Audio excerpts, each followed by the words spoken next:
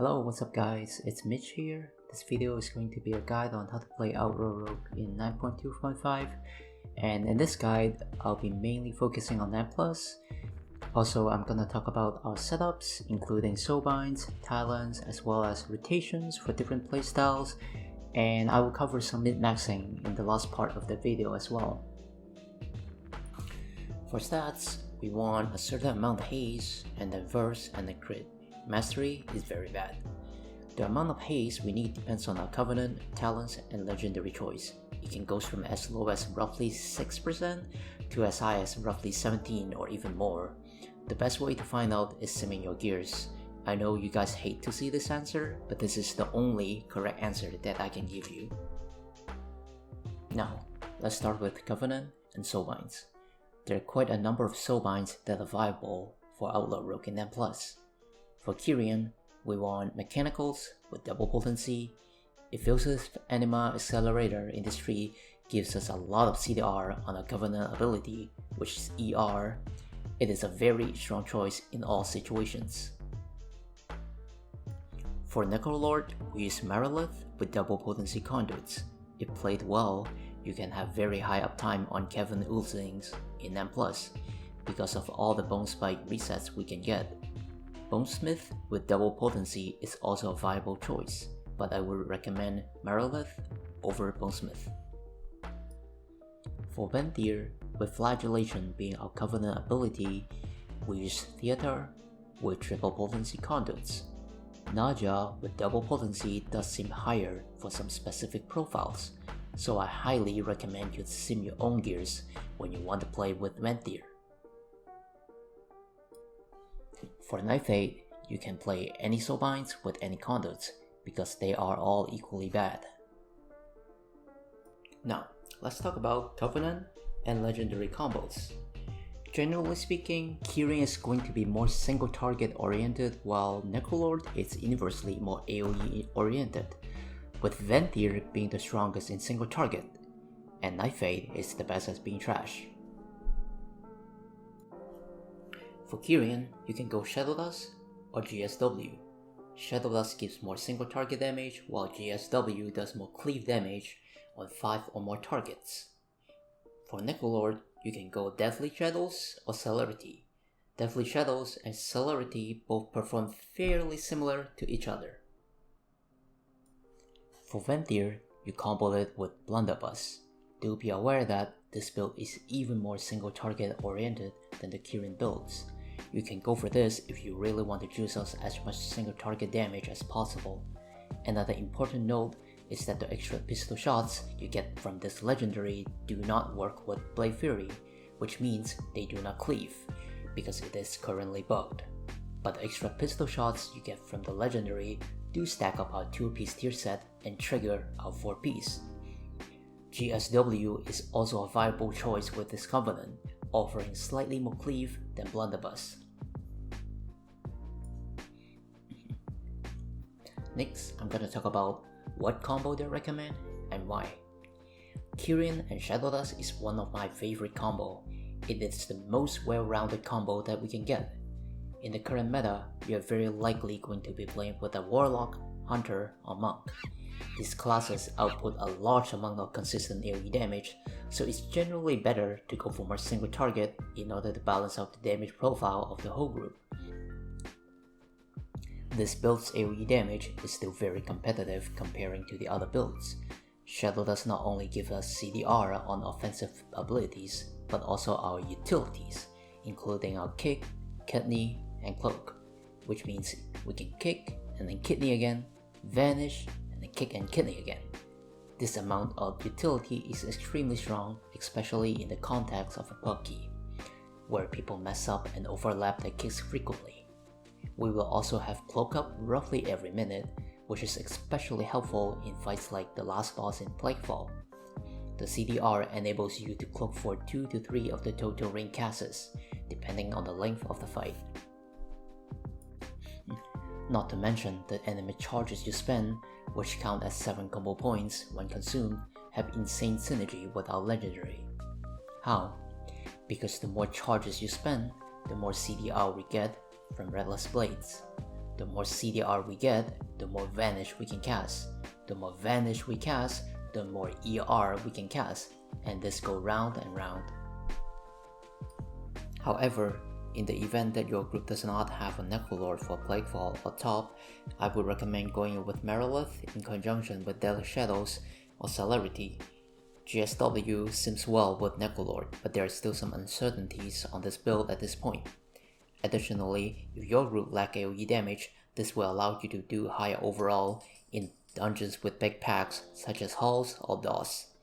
Flashcraft is also very strong in N+. This build performs very well in packs with a lot of targets, but its single target damage is relatively weak. In cases where you want to maximize single target or prior target damage output, Venthyr+Blunderbuss is our best choice. The on-demand burst on single target is also the highest with this build, while its AoE damage still remains competitive. Do aware that Kyrian and Necrolord are often considered the difficult playstyles, while Venthyr is relatively simple. Personally, Kyrian+Shadowdust is my favorite playstyle. It is very engaging and also fast-paced. These builds are all equally strong in N+, however, they provide different damage profiles. Next, we're gonna talk about Conduits. For Conduits, Count the Odds is our best conduit, so it will always be baseline. For all the other soulbinds, if you're going for a double potency, use Count the Odds and your Covenan conduit. If you're going for triple potency, Sleight of Hand is a good choice for more single target with Kyrian and Necrolord. Triple Threat has very good synergy with Venthyr+Blunderbuss, and Ambidexterity is also a decent choice in sustained cleave situations such as Lords of Dread and Pantheon. For talents, you want Ghostly Strike and Mark for Death if you're playing with a Kyrian+Shadowdust build. Always swap Ghostly Strike for Quick Draw if you're using GSW. If you're playing as Necrolord, always use Quick Draw and Deeper Strat. Dancing Steel provides slightly more cleave damage, and it is the go-to talent when using the Venthyr+Blunderbuss build, and it is also a decent choice for Necrolord, while Killing Spree does the most damage overall, but it is very risky to use. I highly recommend using Blade Rush when playing as Necrolord or Kyrian, both safe and powerful at the same time. For Venthyr+Blunderbuss, you want to use Weapon Master to maximize your Sinnerstrike procs to get more value out of the legendary, pairing it with Deeper Strat. Acrobatic Strikes is strong in all setups, allowing you to dodge mechanics while also keeping uptime. Prey on the Weak should also be taken in all setups. It is especially helpful in some specific cases. For example, the ad on the second boss in Second Depths. Cheat Death is generally the best one in this role. You want to take it most of the time, but elusiveness can be useful in some specific fights. For example, you can use it on the dot on the first boss and last boss in Plaguefall. And here are the different talents set up for different builds.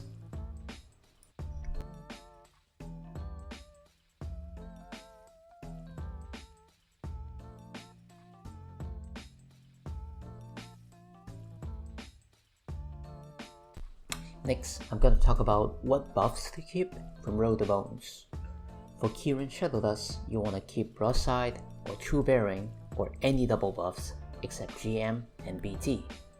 For Blunderbuss, you want to keep Broadside or Skull and Crossbones or any double buffs except GM and BT. For all the other builds, you want to keep Broadside or any double buffs except GM and BT as well. It might seem like the buffs that you get from Roll the Bones and Count the Odds are the same, but in fact, the game identifies them differently. There's a weird interaction between them. So there's two rules. 1. If the buffs you get from Roll the Bones have a longer remaining duration than the ones you get from Count the Odds, the game will give you a full reset and reroll everything when you press Roll the Bones. However, if the buffs you get from Count the Odds have a longer remaining duration than the ones from Roll the Bones, you will always get to keep the buffs from Count the Odds that you currently already have when you press Roll the Bones. I know this sounds a little bit confusing, so I'm gonna show you guys this in a clip.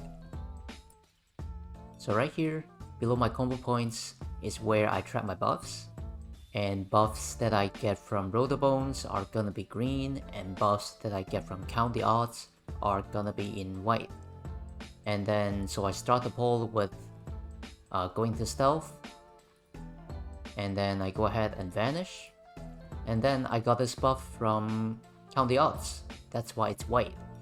And given the two rules that I just mentioned, in this situation, if I roll the bones again, I'm guaranteed to keep this buff.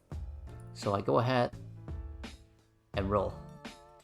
See, these two buffs in green are the ones that I get from rolling, and this one that I get from Count the Odds is gonna stay.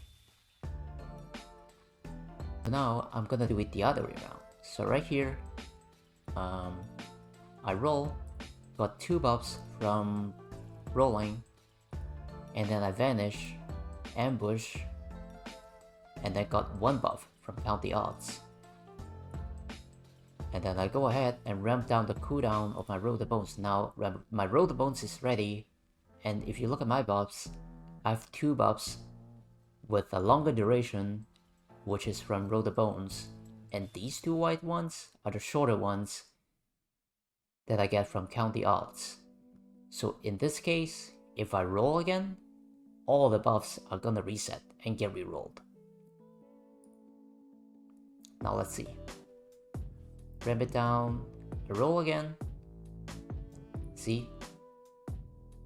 Now all the buffs are gonna get reset and re-rolled again. So keep that in mind and play around it. When it comes to finishers, there's some rules. Generally speaking, you want to finish as max combo points. However, there's some exceptions. The rules are when you have Broadside active, or when you have Blunderbuss active, or when we have a pistol shot proc while talented into Quick Draw, you want to finish at max combo point -1. And this is gonna prevent us from wasting combo points. For example, right here, I'm sitting at 2 combo points, and the first buff that I have right here is Broadside. So I went ahead, I cast Sinister Strike, built to 4, I'm at 4 combo points. I went ahead and finish and start building again. And here, I was sitting at 3 combo points. I went ahead, cast my Sinister Strike, built to 5, I got a legendary proc, so I went ahead, I finished, and then I used the proc and start building combo points again. On top of that, there are some other very important rules that we need to follow. 1. Never cast Pistol Shot without a proc. 2. Refresh your GS debuff only when it's in pandemic range, which is 3 seconds. 3. Always use ambush or dispatch from stealth. 4. Refresh your Blade Fury right before it's falling off. Refreshing it early is a DPS loss. 5. For Blade Rush, use it for energy in single target and use it on cooldown when you're cleaving. 6. When doing AoE damage, make sure you have Blade Fury activated before pressing it. 7. Always keep Between the Eyes debuff on your main target. Now I'm gonna show you how to pre-pull when you're talented into Mark for Death. You can pay attention to the bottom left corner here where it shows my globals. So here, I have no Slice and Dice active. So going into a pull, I roll, I use my Mark for Death, and Slice and Dice.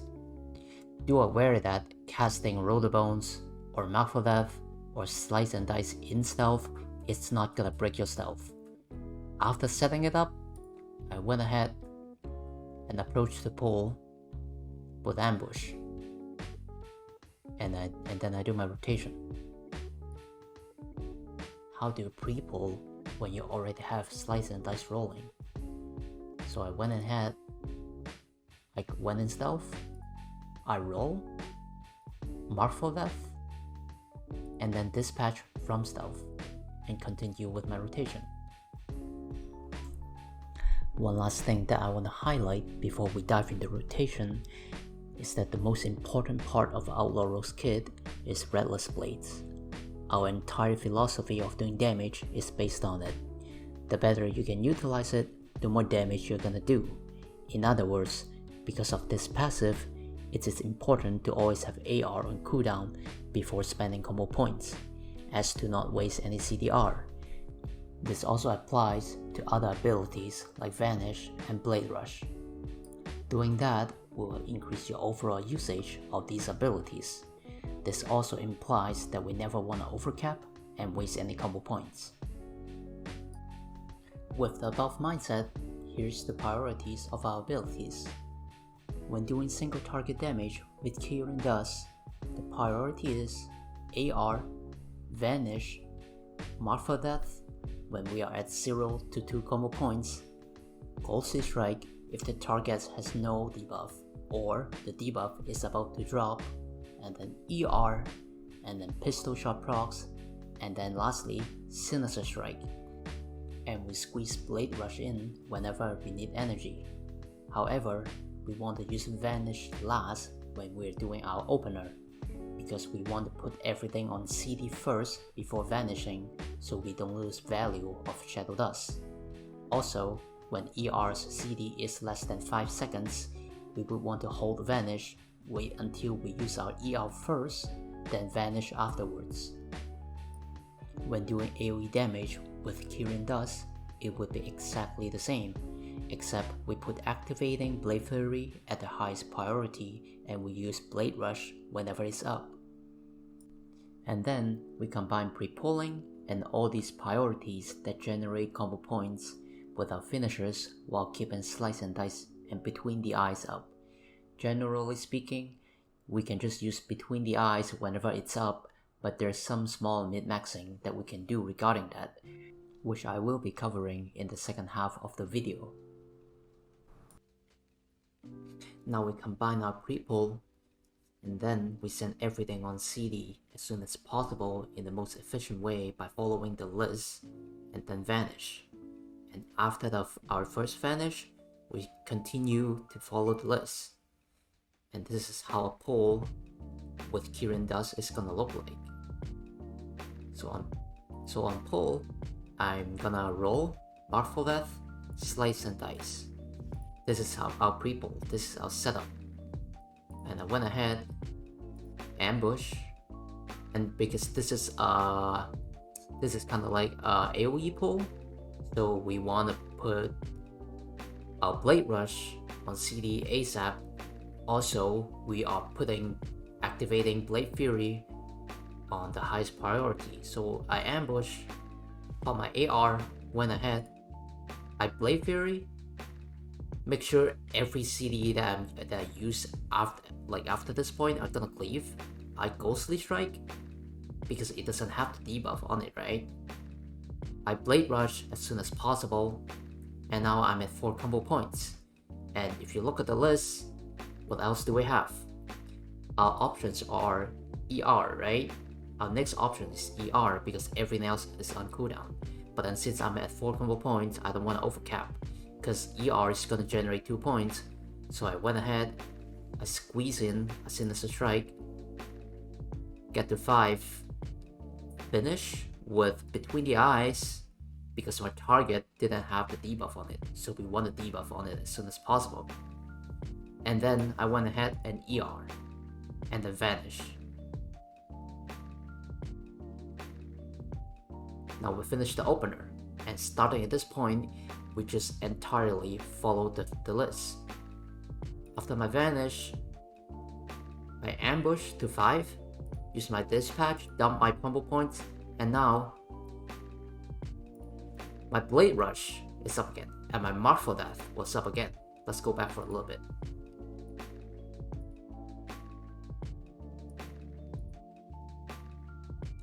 See, I ER, Vanish, Ambush, and then Dispatch. After my Dispatch, because of Restless Blade and my Vanish Legendary, my Mark for Death, my Ghostly Strike, my Blade Rush, they're all back up again. And then we look at the list. Mark for Death is on the highest priority, right? So I went ahead, Blade Rush, Mark for Death, and finish. And then after my second dispatch, if you look at here, what do I have? After my second dispatch, nothing else is available except my Ghostly Strike. And then, so again, we look at the list, what do we have? We either Ghostly Strike and then use my Pistol Shot procs, or I use my Pistol Shot proc or Ghostly Strike. But in this case, it doesn't matter because we still have the buff rolling. It's gonna be the same. As long as we don't drop our Ghostly Strike debuff, then it's fine. So I went ahead, I Pistol Shot, Ghostly Strike again, refreshing the debuff, and continue with my rotation. With Necrolord, it is even easier.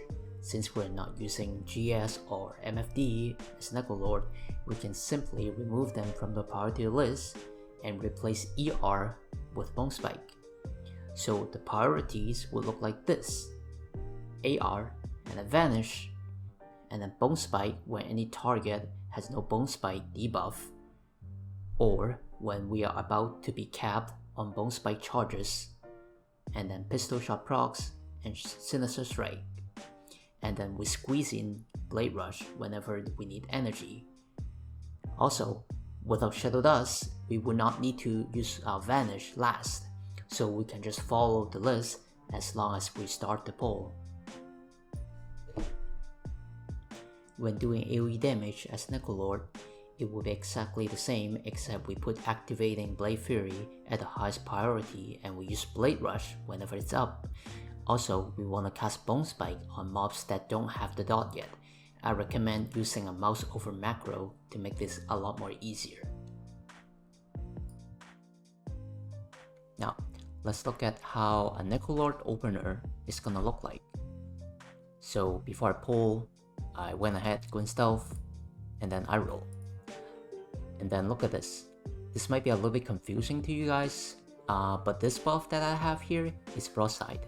So which means every combo point generator that we are gonna cast within the duration is gonna generate one extra combo point. So went ahead, approach, I ambush. So because of normally ambush is gonna generate 2 combo points, but because we have this buff, broadside, it generated 3 combo points. So I went ahead, roll, ambush, pop my AR, and then I instantly Blade Fury to make sure every ability that I cast from that point is gonna cleave. And then I vanish and ambush again. Build to 6, and then I use my Between the Eyes because my target didn't have the debuff, right? Now, because I proc a Grand Melee from my Conduit earlier on my first Vanish, go back a little bit, I think it's here. This buff I have is Grand Melee, so which means when we spend combo points, we are gonna get free Slice and Dice. So right here, I pop everything I need to. I AR, Blade Fury, Blade Rush, Vanish, and then Dispatch. I'm sorry, Vanish and then Ambush, and then I Between the Eyes, and I get a free Slice and Dice because of this buff. And then if you look at the priority list, now we have to start using our Bonespike. So I went ahead, I used the Bonespike, reach 3, 3 combo points, and I went ahead, I squeezed in a Sinister Strike, I built to 5.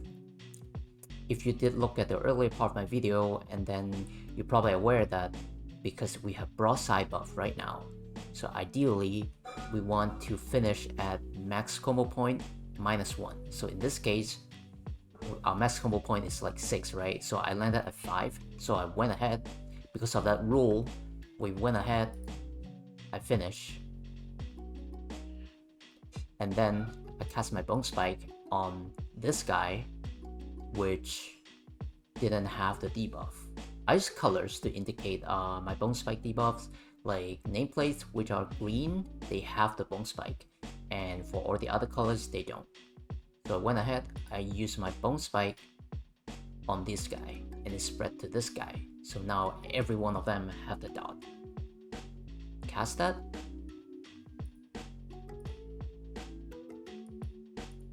Instantly, I reached 5 combo points. And then I went ahead and finished and continued with our rotation. Also, some of you might wonder, why did I choose to cast a Sinister Strike right here after my first Bonespike instead of casting a second Bonespike? Because if go back for a little bit, you see right here, I was at 3 combo points after my first cast of Bonespike. So at this point, if you do the math, if I do a second Bonespike instantly, I'm gonna go over cap on combo points. So Bonespike itself is gonna give 1 point, with broadside it's gonna give 2, and with 2 extra targets already having the dot, it's gonna add 2 on top of that, so in total it's gonna give us 4. So if I cast my second Bonespike right here, I'm gonna be overcapping on combo points, which is not ideal. So that's why I went ahead, I Sinister Strike, finish, and then I cast it again, so I can build from 1 to 5 without overcapping. Just like that. Since casting Vanish will instantly give us 5 combo points while playing with Deadly Shadows, the opener with this legendary will look a little bit different. So here's the clip.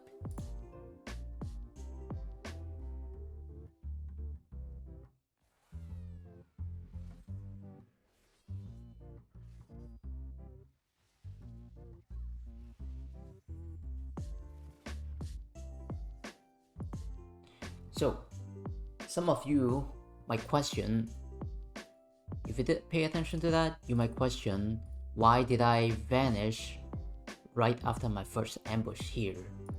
Because my vanish was gonna give me 5 combo points instantly, right? So if I vanished there, that means I wasted 1 combo points. The reason to that is, imagine if we try to optimize every single combo point in this scenario, what I would have to do would be, I ambush, and then build, and then finish, and then I vanish. But then in that case, I'm losing quite a bit of Restless Blades value on our vanish. So pretty much what I did there is, I vanish here, I overcap by 1 combo point. However, I'm trading 1 combo point for 6 to 5 combo points worth of Restless Blades, because we are using Vanish before we use any finishers. So if we build and then finish instead, we would have been casting 1 finisher before putting our Vanish on cooldown, which it's not worth. In this case, trading 1 combo points for 6 to 5 combo points worth of Restless Blades, it's totally fine. However, if I had a broadside here, this buff I had was True Bearing, which was the CDR one. However, if I did roll a broadside here, which means I would be like vanishing, I would ambush, and then I would instantly reach 3 combo points, right? in this case, then I should build, finish, and then vanish, because trading 1 combo points for putting vanish on cooldown earlier, it's fine, but losing 2 combo points is a little bit too much. Also, if you look at this, although I did pop my Blade Fury here, however, I didn't use my Blade Rush until after I vanished and dispatch. The reason to that is because I want a 15 damage buff from Deadly Shadows on my Blade Rush cleave, which is kinda a DPS gain when the pack is big enough. So that's why right here I ambush, pop my Blade Fury, I vanish, dispatch.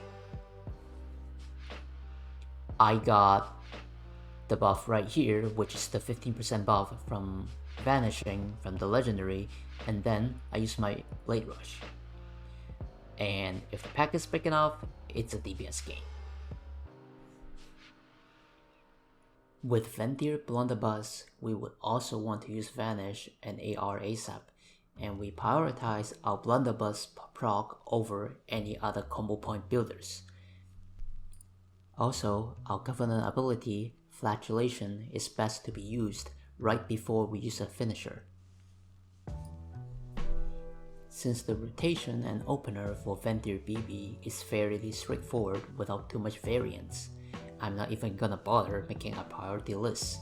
Your opener should always be Ambush, AR, Vanish, Ambush, build to max if needed, and then Flag, Between the Eyes, and continue.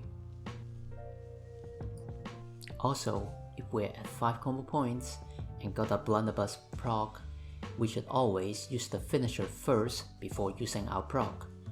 If you're at anywhere below 5 combo points, you should use the proc regardless of wasting some combo points.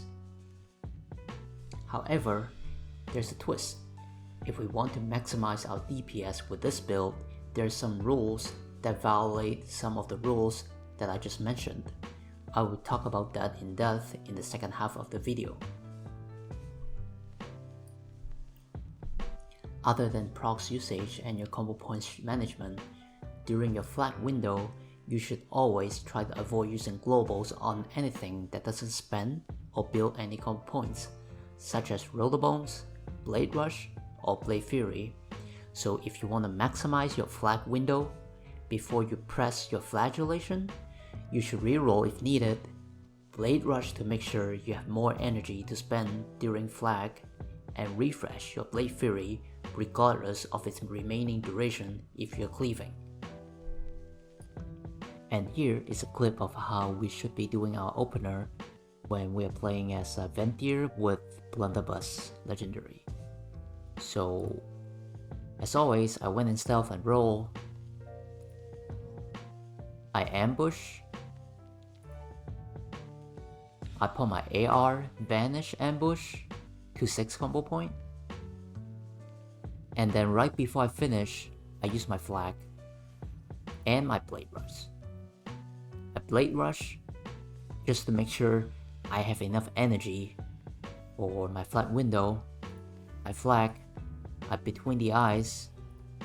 This pistol shot here is from my 2-piece, so you can pretty much ignore that. So what I cast was I Blade Rush, flag, and then Between the Eyes, and then I Sinister Strike, and then I continue with my rotation. And right here I Sinister Strike again. I got a BB proc, but because according to what I just said, if we're at 5 combo points with a BB proc, what we should do is we finish and then consume the proc. So I went ahead, I dispatch right here, and I consume the proc, like that. Some of you might question why did I... So right here, I had a pistol shot proc, right? But then instead of using my pistol shot proc, I went ahead and used a Sinister Strike instead. This is some min-maxing that we can do when we are playing with this legendary. which I will be talking about more in the last part of the video. But for now, we get the idea of how do we do our opener as a Venthyr. In this very last part of the video, I'm gonna talk about some small little things that we can do to optimize our damage. If you're new to the spec, I would say don't worry about these too much for now, but if you're already comfortable with the rotations, I would recommend try to pay attention to these. None of these are gonna dramatically increase our DPS, but it's still some nice small gains to have. If you have some experience with playing as a Kyrian, you're probably gonna be aware that a lot of times when you have broadside up, it's nearly impossible to spend an animacharge, which is at our second combo point. Because we pretty much always get one combo point refund after every finisher, and any combo point builders that we cast after that is always gonna put us at least 3 combo points. So one tip that I can suggest in this situation is pay extra attention to your combo points refund when you consume the other charges, because there's a decent chance that we will get 2 combo points refund when we consume the charges. So right here in this clip, I have a 27 seconds broadside buff rolling, which is the first one right here. I had my ER up, so I went ahead, I ER. I landed at 4.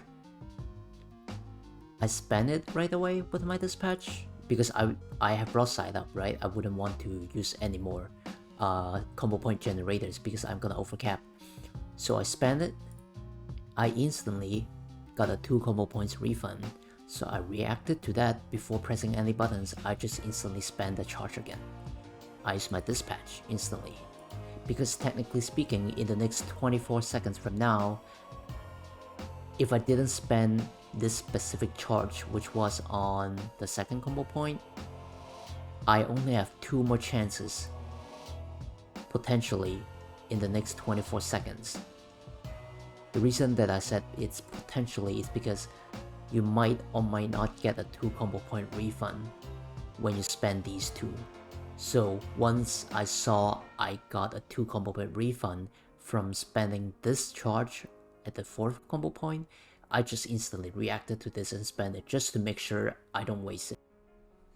Apart from that, try to fish for true bearing before spending your animacharges if your Vanish or ER CD timers are allowing it.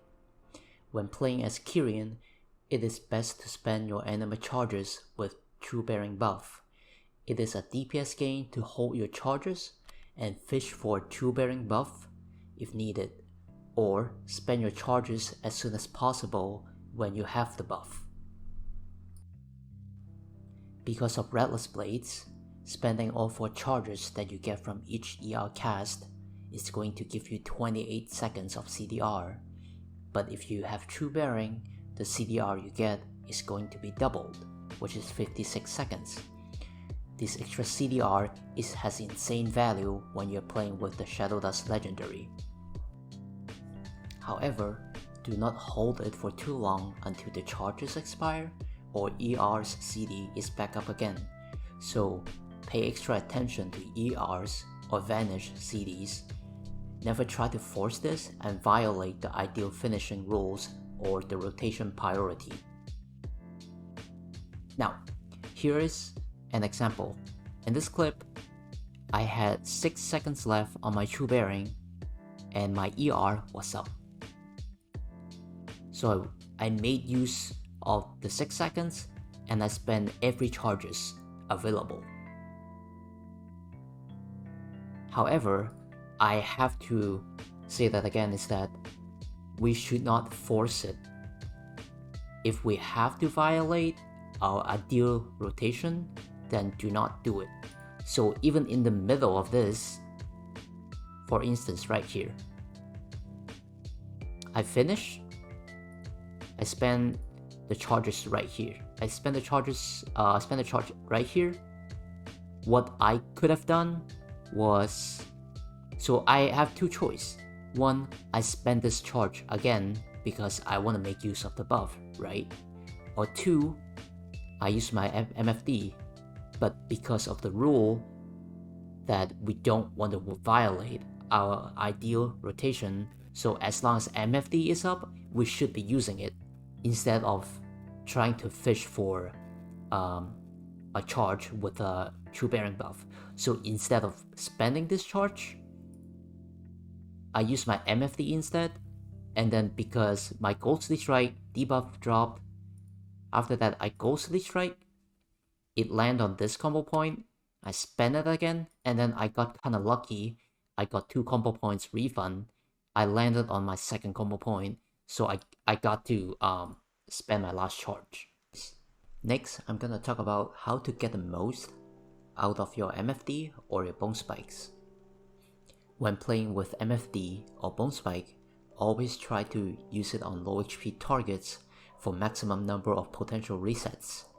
If all the mobs in a pack have an equal amount of health, get into the habit of spreading MFD on as many mobs as possible. As long as any one of them dies, you get a reset.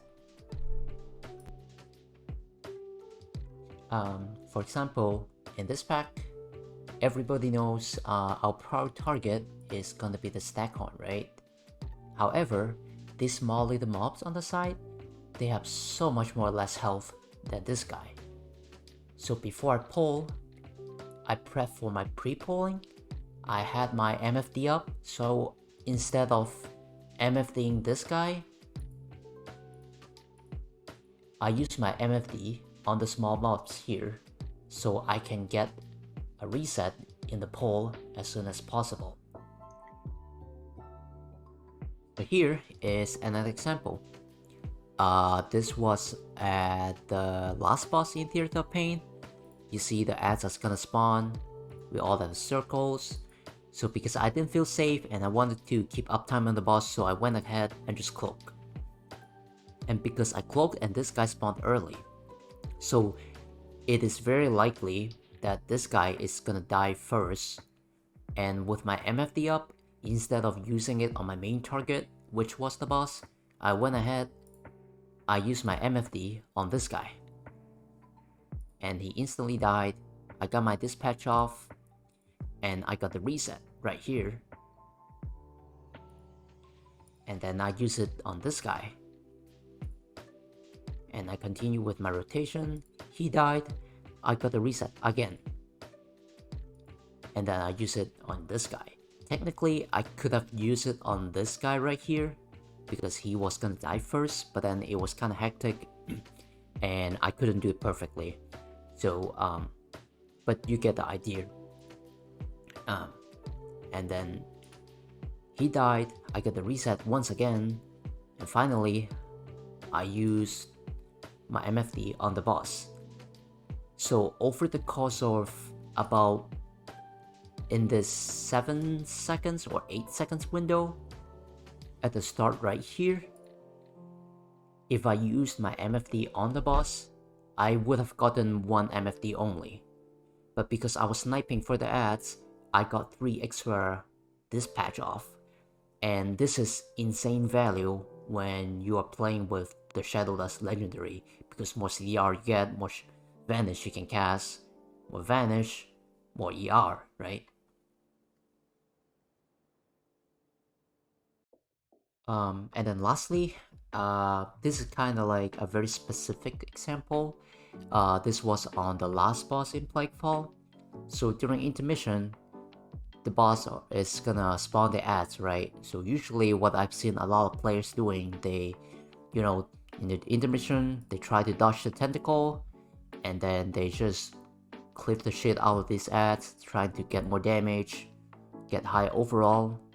But then, in fact, the ideal play is if you're playing with MFD or Bonespike, you don't want them to die during intermission.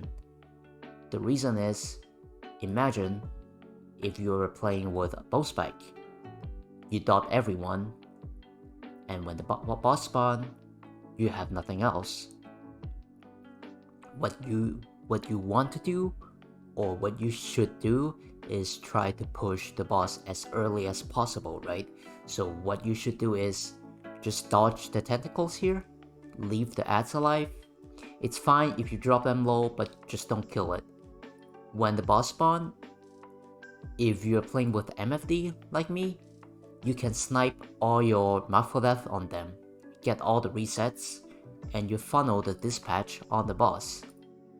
Or if you're playing Bonespike, because of there's like multiple targets, your Bonespike is gonna generate a lot of combo points.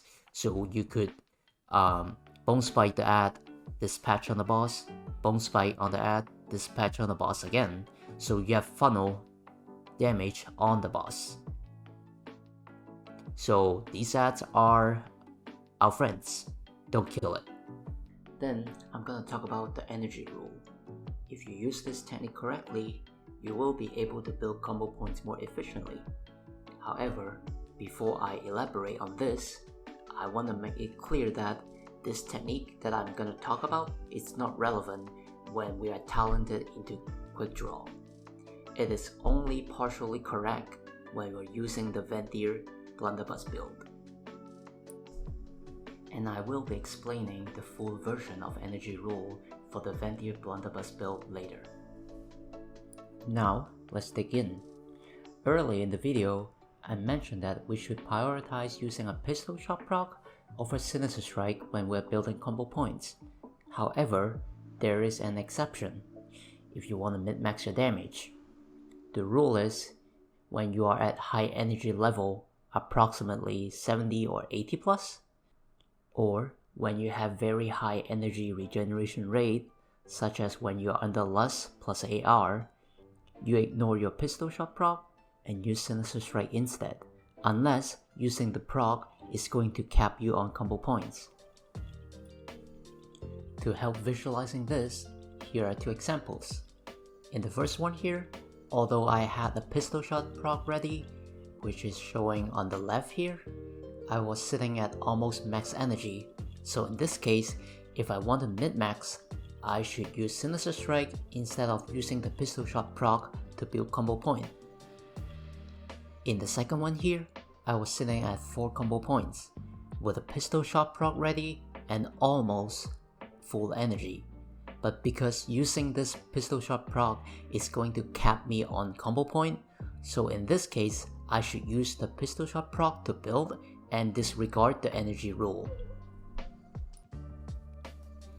The logic behind this is because although pistol shot procs have higher energy efficiency than Sinister Strike, which means it does more damage than Sinister Strike per energy spent. However, Sinister Strike gives more combo points on average because of its double hit passive if we disregard energy usage. Keep this in mind, and I'll show you another example why are we doing this. Let's say we are at 1 combo point with Broadside and a pistol shot proc available. If we use the pistol shot proc and then Sinister Strike, we're guaranteed to have to use 2 GCDs before we finish. However, if we ignore the pistol shot proc and we use a Sinister Strike instead, there will be 2 different results potentially. The first scenario would be we cast Sinister Strike, we don't get a proc and reach 3 combo point, and then we use our pistol shot proc that we have been holding to build to 5 combo point, and then we finish. The second scenario would be we cast Sinister Strike and we get a Sinister Strike double hit proc, which gives us 4 combo point. That means we will be at 5 combo points right away, and then we finish. And this means we can skip 1 use of GCD before we use a finisher. And less GCD spent on building combo point means more finishers. And more finishers means more Restless Blades, and that means more damage. This rule is pretty much trading energy efficiency for more potential combo point generations. Do not use this unless you reach the energy conditions that I mentioned. And again, this rule does not apply when you're using Greenskin. And this rule is only partially true for the Venthyr+Blunderbuss build. Now, I will elaborate on how to maximize our BP procs combining the energy rule. When using the Venthyr+Blunderbuss build, the more Sinister Strike you cast, the more Blunderbuss procs you can get.